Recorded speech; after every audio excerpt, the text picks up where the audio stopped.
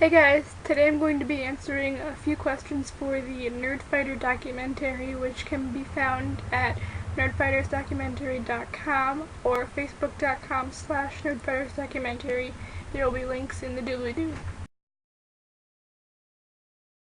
I don't even remember how I became a Nerdfighter. I remember when I first found the Vlogbrothers, the most recent video they had up was John talking about how basketball was essentially participatory geometry. So that should give you a time frame. I'll see if I can find it, and if I can, there'll be a link in the doobly-doo. Hank and John noticed they weren't communicating as much as they'd like, and much of it was through email or text, things like that.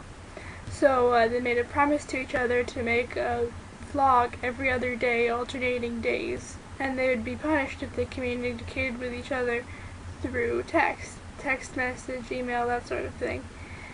And people found them and started watching, so they made their own YouTube channel for it, and Vlogbrothers was born, and they decided to call it Brotherhood 2.0.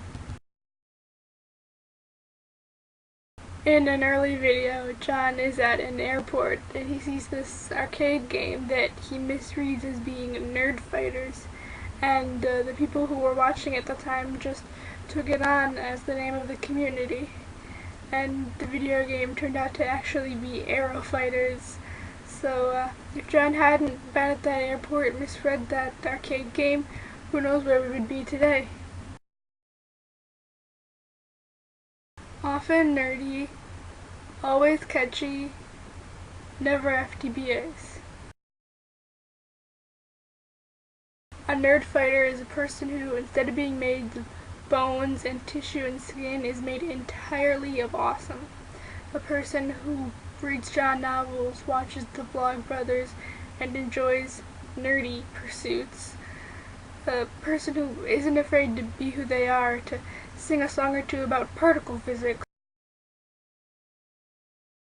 I haven't been to any official Nerdfighter gatherings, but there is one annual thing I go to called the Teen Book Festival, which is practically an unofficial Nerdfighter gathering. I wear all my nerdy pins, Harry Potter, Nerdfighter, like DFTBA, that sort of thing, and I always meet a few Nerdfighters there. This past year, I was sitting on the floor as the authors were going through the first panel of the welcoming ceremony in front of everyone. And there was this girl sitting a few kids in front of me, and she kept doing this. So I pulled out a little piece of paper and a pen, and I wrote a note to her, and it just said DFTBA, and I folded it, and she was wearing a Page Boy news cap, and I was wearing my button hat, and so I signed it to Page Boy cap from button hat, and I just tapped the kid in front of me and they passed it up until it got to her, and we talked afterward. It was really cool. Oh, what aren't insider jokes? I mean, from Talama, even Interrobang is a joke. Does the FTBA count? John has more than Hank because of his books like Fugging Last Words, and FIFA, like how Ball John Green, he's a finisher and he's married to other John Green, who was also a finisher. There's Puppy-Sized Elephants from Question Tuesday, Pizza John, there's No Edge Hank recently. It's one of Hank's jokes, No Edge, plus Humpy Hank, Hanglerfish, So Bad at Game. There is just way too many. I bet John and Hank can't even remember all of them. Well, Hank went to Haiti with Water.org and helped set up a well in a village that really needed it. The Nerdfighters worked with Esther Earl and the Harry Potter Alliance to send 4 planes of supplies to Haiti after the earthquake. They were the SS Harry, the SS Ron, the SS Hermione, and the SS DFTBA. The Nerdfighter group on Kiva recently beat out both the Christians and the atheists for amount of money lent. The Christians and atheists were in this battle about who could be better people than Nerdfighters were just like, right here. There's currently a box set of all 4 of his solo books for pre-order. All of his books are about high school age kids. Paper Towns, Looking for Alaska, and Abundance of Catherines all have male protagonists, and then The Fault in Our Stars has a female protagonist. And they're all supremely awesome.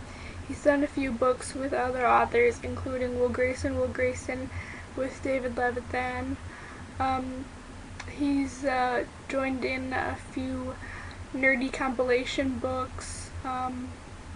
There's one about Winter and Love with Maureen Johnson, I believe. I don't have that one. The message that not only is it okay to be nerdy, but that being yourself is a good thing, and that learning doesn't have to be boring, that intelligence should be celebrated and not put down. The community. I met one of my closest friends in your pants. The Nerdfighters are always looking for ways to make things better, help each other out. I mean, if you're going through a rough spot in life, the Nerdfighters are there for you. If you want to celebrate, the Nerdfighters are there for you. If you need help understanding something, the Nerdfighters are there for you.